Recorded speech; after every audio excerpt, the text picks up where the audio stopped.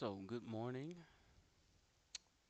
and yeah, welcome to this quick start webinar provided to you by TeamDrive. TeamDrive is a small company located in Hamburg, Germany, and it's a company that takes pride in secure data synchronization. So, think smarter, share safer.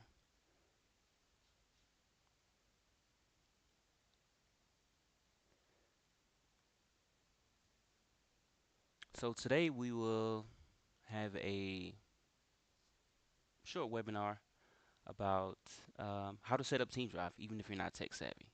So, whether you're brand new to TeamDrive, whether you've already installed TeamDrive and aren't sure what the next steps are, you're definitely in the right place. In the next 20 or so minutes, I'm going to walk you through all the things you need to know to get up and running with TeamDrive. Again, even if you're not tech savvy. This includes synchronizing your data, syncing files across devices, collaborating with your team, and staying completely in control of your data.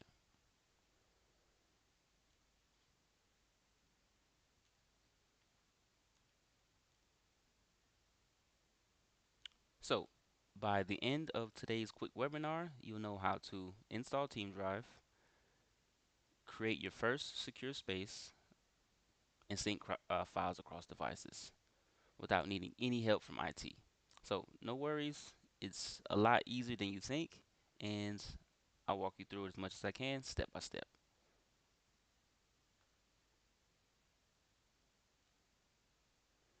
So, why does this all matter? Why this all matters? So, if you've used other popular sync solutions, you know how easy it is to lose control of your files.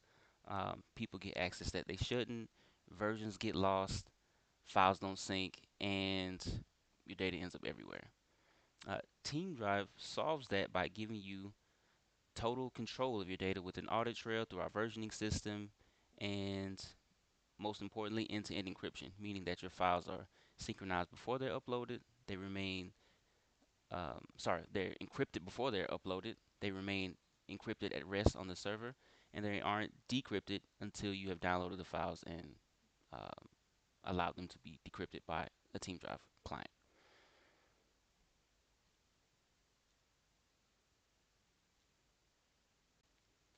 So, who am I? Why listen to me? So, my name is Kenneth Flanders. I'm the Technical Customer Support Manager, and I've been with TeamDrive for a little over 12 years now. So I would have to say I've had my fair share of experience with, supporting customers using the TeamDrive application, finding out all the kinks and quirks of the application, and just hearing a lot of different ways that people use TeamDrive, what their first impressions are, what their first starts are, and so just this experience alone has allowed me to gain a deeper understanding of the application itself, as well as the people who use the application. So I'd like to believe that I'm well versed in supporting customers and giving um, very solid advice on best practices for the application. So now when we think about or when we discuss who TeamDrive is trusted by, let's so we have a couple of, well, more than a couple of companies who trust their secure data synchronization with TeamDrive. For example, law firms, medical teams, researchers, educational institutions, and also government agencies. And the reason is because TeamDrive offers a very secure sync um, sync solution, with end-to-end encryption, which for most of these organizations and most of these companies and that you see here is very important and also mission critical.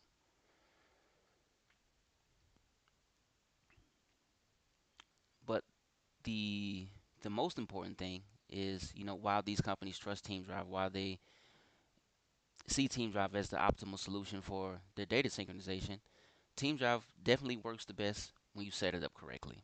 And that's what we're going to do today.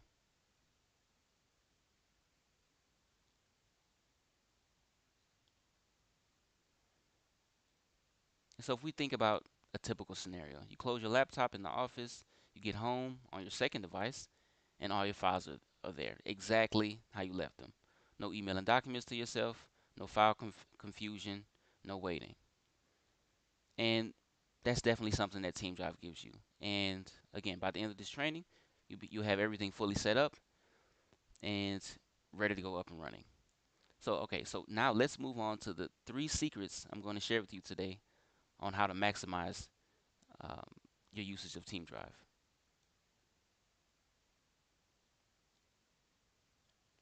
So, secret number one, and again, through my experience, I would have to say this is definitely the number one cheat code many users overlook when setting up their accounts. So, if you haven't downloaded or installed TeamDrive yet, feel free to go to our website. You can go to teamdrive.com/download, install the app for your operating system, um, and go ahead and get started with the registration process. But that's definitely what we're going to talk about today. So the number one cheat code I would recommend is when you register your account that you register using an email address instead of a fixed username. And the reason behind this is because I've seen in various situations that um, in general sometimes there's turnover at a company, people come, people go, and then there's a general account for the company or an account that someone needs to take over after someone leaves the company, and it's a lot easier to do so if you register using your email address instead of using a fixed username. Because once a username has been set, unfortunately, it cannot be changed without deleting your account. This has a lot to do with the encryption. And um, so, with that said, when you use your email address as a username, you have the flexibility to change your email address, and then this is reflected as your username. So for that reason, I think it's very advantageous, especially when you think long term, to just use an email address as your username. Because again, someone joins the company, they've registered using their email address. For whatever reason, they leave the company or switch positions, and someone else needs to take over their account. All you would need to do is update the email address, and now this person is now synchronizing data the same way, and everything shows up in their name without having to um, delete the account, create a new account, send new invitations to the spaces, create new spaces, none of that. That can all be avoided by registering using your email address. A fixed username isn't a bad thing. However, for flexibility, my recommendation would be to use your email address to register.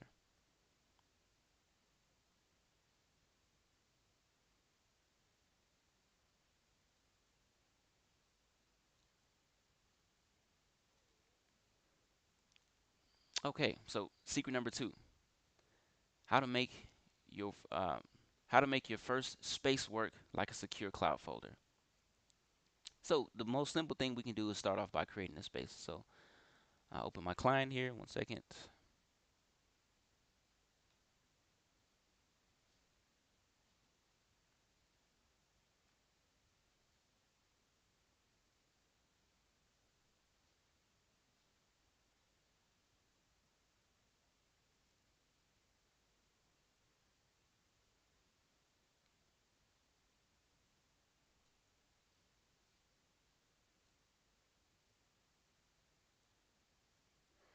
Okay, so now we have my client open. Now I have my client open.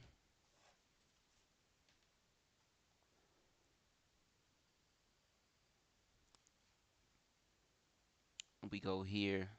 So I have the condensed view of TeamDrive open right now. So when I'm using the condensed view, I just click on these three lines here.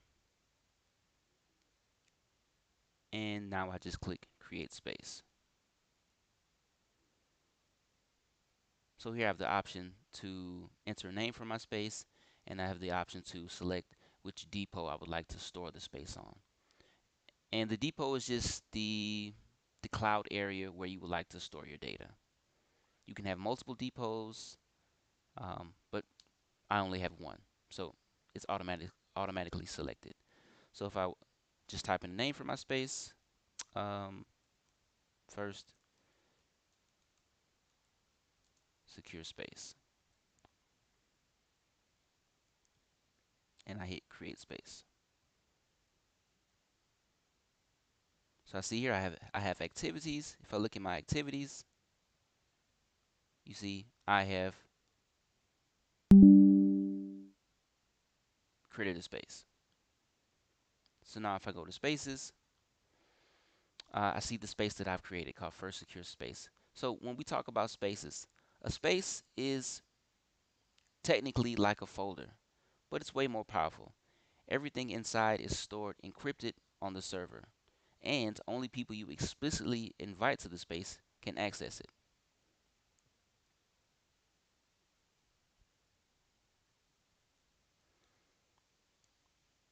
So let's talk about inviting users to a space. So here, if you hover your mouse over the space, you have different options that appear. You can leave or delete the space. You can leave comments on the space. This is great for communicating with other space members. You can enable or disable the offline availability of a space, meaning that you can control whether or not all the data of the space is automatically downloaded or all the data of the space remains on the server. You can view the information of the space. For example, the server it's stored on, the name, um, and other advanced settings. And here you can invite members to a space.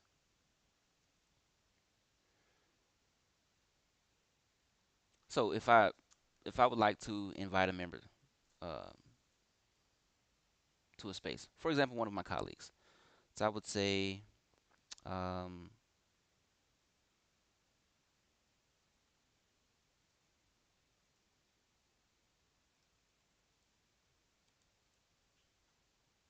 for example, and I enter my colleague's email address and I hit the plus sign to add them to the invitation list. So once I've added them to the invitation list, I would see, okay, how many users I've added to the invitation list, and I would see what their default access rights to the space are. So right now, as a default setting, their access rights are read write, which means they're able to read information in the space, and they're also able to write information into the space. So long story short, that means they are able to edit files and synchronize changes. If I would like to change this person's access rights, I just click on this key here, set permission, and I can give them other access rights. So read anonymous means they can only see the contents of the space, but they cannot synchronize any changes. And they're also an anonymous member of the space, which means they cannot see any other space members, um, and other space members also cannot see them. If they have read-only rights, again, it means they can only view the contents of the space, but they're not allowed to synchronize any changes. Read write is clear. Again, they can make changes and synchronize changes. Super user plus means that they can do almost everything that an administrator can do except delete things from the server. So a super user plus or a user with super user plus rights has the ability to invite other users to a space. This is not possible with read write privileges. With read write privileges or any other privileges, you're only allowed to invite yourself to a space, not other users. But with super user, you're allowed to invite others to spaces. And as an administrator, again, uh, you can also, of course, invite other members to spaces, but you can also empty the trash can, which means you can permanently delete things from the server. A super user doesn't have this privilege. So I'm fine with my colleague having read-write privileges, so I won't make any changes. So in order to invite my colleague, I need to simply click here, invite, and I can add multiple users to this list. I just click here, invite, and an invitation is sent. So I see here, if I go to, we can see that he's been invited. If I close this window and I open the information page of the space, then I see more information and I click on members. If I click on members, now I see all the space members and I also see the status of the members that I've invited. So I see invited, which means I have invited them to the space, but they have not yet accepted or declined my invitation. Once they accept or decline an invitation, their status here will change. You will only see their access rights. You will no longer see the status invited.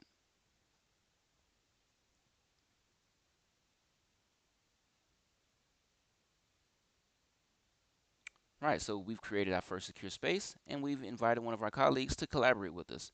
So, and what's convenient is this: when your colleague accepts, they instantly get access to all the files in that space. So, again, no emails, no attachments, no confusion. Everything that's shared within this space, all space members have access to. And just a quick note when it comes to access rights, the access rights can only be distributed on a um, per space basis.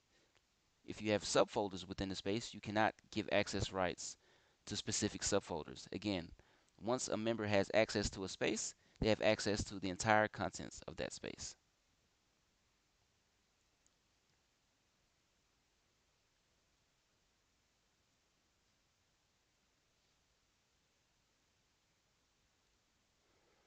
Okay, so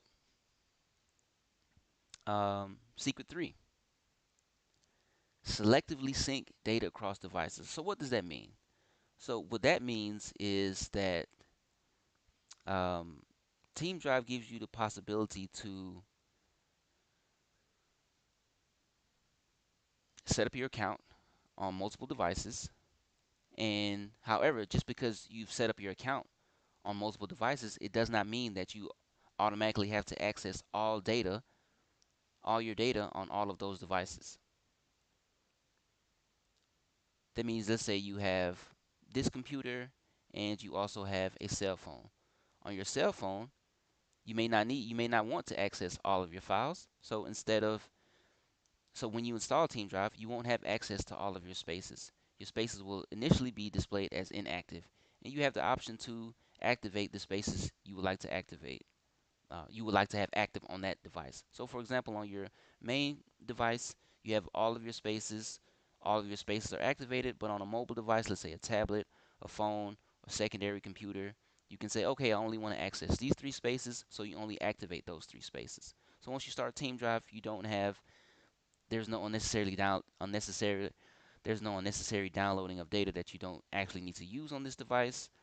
And again, you don't have to um, have access to all of your data on all of your devices just because you logged in. You get to choose and be selective um, where you download your data and to which devices.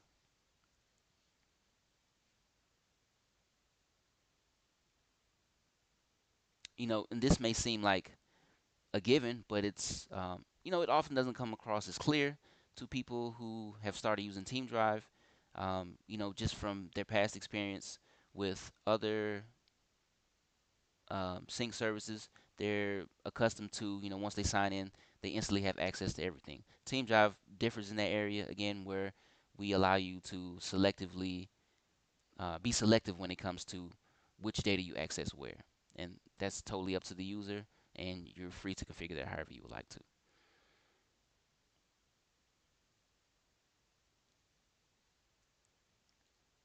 Okay, so a quick recap. If we just recap the things we've covered today. So, secret number one: register using your email address for more simplicity down the line. Again, when thinking long term, thinking about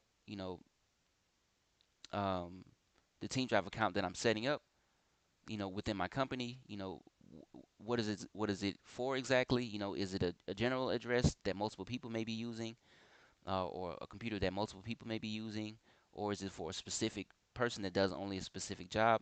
Maybe an assistant or something of that nature. And this position, maybe has a reasonable amount of turnover. Um, I would definitely recommend registering using, or that this user registers using their email address. So for down the line, they can also, if they decide to leave the company or if they get promoted within the company and someone else takes over their position, you simply need to change the email address, and you don't have to recreate any spaces. You don't have to send any new invitations. You have you don't have any of those issues. You just update the email address and everything keeps going as before. Okay, so secret number two, um, create a space, add files, and invite your team. Again, when inviting users, just be aware of which access rights you give them, and also keep in mind that once you invite someone to a space, they have access to the entire contents of the space. And you cannot, it's not possible to invite a person to only one section of a space. And it's also not possible to give access rights on a subfolder basis. It's for the access rights within or the access rights you give a user are for the entire space. Okay, and secret three. So choose which spaces sync with which devices. Again, you can have multiple installations with TeamDrive. However, on every installation, it is not necessary for you to have access to all of your spaces, all of your data. You can be selective. Again, you can have your main device with all of your spaces and multiple or a secondary device or also an additional or third device. And on each of those, on the secondary and the tertiary devices, you can have access to maybe one space, two, whatever you choose, whatever makes sense for your situation, and however you like. Um, so when you follow those three steps, you definitely have a rock solid foundation for continuing to work and grow with TeamDrive. Again, if you haven't already downloaded TeamDrive, feel free to do so now. And with that said, I would like to thank you for your time, and I will leave an extra 5 minutes for anyone who has questions, and we'll go from there.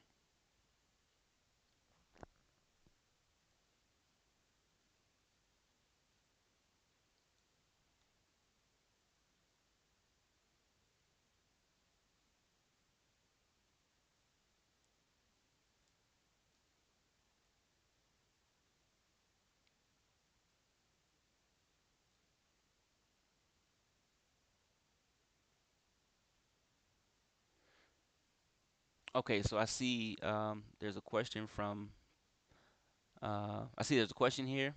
Are multiple spaces free? So that depends on your license. If you are using TeamDrive as a private person, then yes, you have a private license and there's no limit to the amount of spaces that you can synchronize. If you are using TeamDrive in a business manner, you can use a TeamDrive professional license and you also don't have a limit there. The only time you would have a limit is if you're using a professional restricted license. And a professional restricted license allows access to only one space, and this is a license that you automatically receive if you are using TeamDrive in a business aspect, in a commercial way, and you haven't purchased a professional license. Then you automatically receive a restricted license. And again, with the restricted license, you only have the possibility to access one space.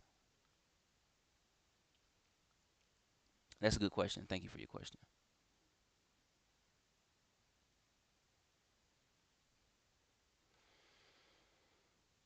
All right, so there doesn't seem to be, um, I haven't seen any other questions. So, with that said, I would like to thank you for joining us today, and um, yeah, enjoy using TeamDrive.